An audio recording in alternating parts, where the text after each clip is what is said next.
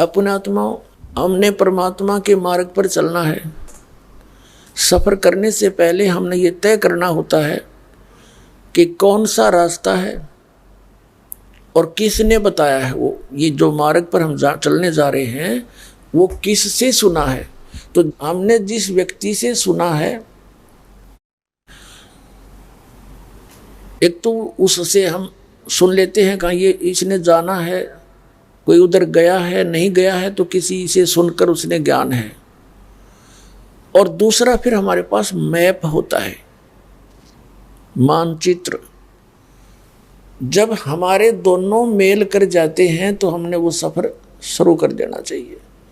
दूसरा तरीका ये है कि जैसे आप सफ़र में जा रहे हो, रास्ते में आपको किसी ने कह दिया कि आपका रास्ता गलत है, आप ठीक नहीं जा रहे हो, तो क्या करना चाहिए आप जी को? आप जी ने वही ब्रेक लगा देने चाहिए अपनी गाड़ी को और तसल्ली करे, फिर उसका पूरी जांच करके आगे चलना चाहिए। अब जिस व्यक्ति ने आपको टोका है उसका कोई उद्देश्य तो होगा। अब जैसे आप सफ़र में जा रहे हो और आपको रास्ते में किसी ने बोल दिया कि आप गलत जा रहे हो, तो आपका फर्ज बनता है वही रुके, तसल्ली करे, पूरी जांच करे। अब जांच के दो तरीके हैं। एक तो आप जिससे सुनकर उसकी बात पर विश्वास करके सफ़र करने चले हो, आपको विश्वास था किसी ने सही बताया है, तो रास्ते में किसी ने आपको टोका है, तो वो क्यों टोका है, तो आप जी ने फिर जांच करनी चाहिए।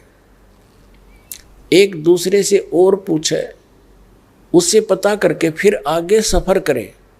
और फिर आपको डाउट होता है, वो व्यक्ति फिर भी कहता है कि ये भी गलत बता रहे हैं आपको, तो उसका क्या तरीका है? फिर मैप देखे।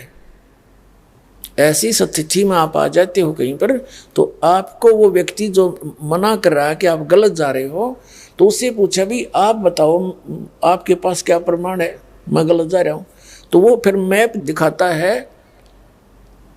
तो आपने विश्वास करना पड़ेगा, सचमुच वो बताएगा कि आप यहाँ खड़े हो, आपका रास्ता इधर है, आप जा रहे हो इधर। तो उस मैप को देख करके आपको विश्वास होगा, क्योंकि वो मैप ISI मार्ग का होना चाहिए। तो दास जो कहना चाह रहे हैं आपको कि दास 17 वर्ष से आवाज़ लगा रहे हैं कि जितने भी ये संत हैं पृथ्वी पे आज के दिन में, ये सब भ्रमित हैं, ये मिसगाइड कर रहे हैं, पूरे मानव समाज का जीवन नाश कर रहे हैं।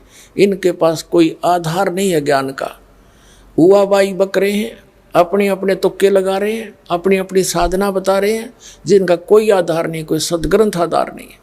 और ये श्रद्धालु इतने अंधविश्वासी हो गए, उनके ऊपर विश्वास कर लिया कि नहीं हमारे गुरुजी ने जो बता दिया सच है। और जो दास कह रहा है कि तुम गलत जा रहे हो, विचार तो करना चाहिए या मेरे से पूछना चाहिए आप कैसे गलत कह रहे हो, हमें प्रमाण तो दो। और मैं एक पॉइंट पर 6 प्रमाण देता दास, ये ISI मार्ग के मैप दिखाता हूँ जो आपको भी मान्य है कि ये सचमुच ये सही है। और वो आप देख नहीं पाए उनको, आपके गुरुओं को उसका पता नहीं। तो ईबदास चाहता कि तुम स्वयं देखो, वो नहीं मानेंगे, वो तो इज्जत और बेइज्जती पड़े रहेंगे, संत को वहाँ हैं। लेकिन वो भी नालायक व्यक्ति होता है जो अपना जीवन नाश करे और गिल साथ में अनुयायियों को डुबोए, वो संत नहीं होता, वो तो राक्षस है। देखो ये दास आज इस स्थिति में होता, मुझे पता लगता कि मेरा ज्ञान गलत है, प्रमाण दे दे कोई, मैं मान लूँगा कति, और सबको कह दूंगा सार्वजनिक तरीके से कि वो ज्ञान सही है, भाई मेरे पास ज्ञान नहीं था। उद्देश्य प्रत्येक संत का यही है, वो इस उद्देश्य को लेकर चल रहे हैं, मैं सभी को भगवान का ज्ञान दें, इनका कल्याण करवाएं। और कल्याण का उनके पास साधन है नहीं, तो खाक कल्याण कराएंगे, तो अपना विनाश कर रहे हैं। तो उनको तुरंत सोचना चाहिए।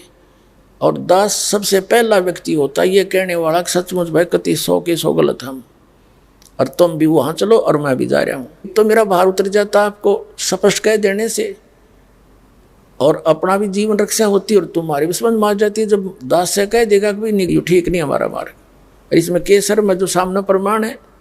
तो अब इन संतां के गड़े मड़गी, इनके अब ये वो सर्प के मुंह में चकचूंदर आ रही है, लेकिन इसको छोड़ देने में अच्छा होगा। खाने से तो कोड लगे, सर्प चकचूंदर ने खा ले, चमगादड़ ने, तो उसका कोड लग जाता है, और छोड़ता नो एक तेरी बेइज्जती हो जाएगी।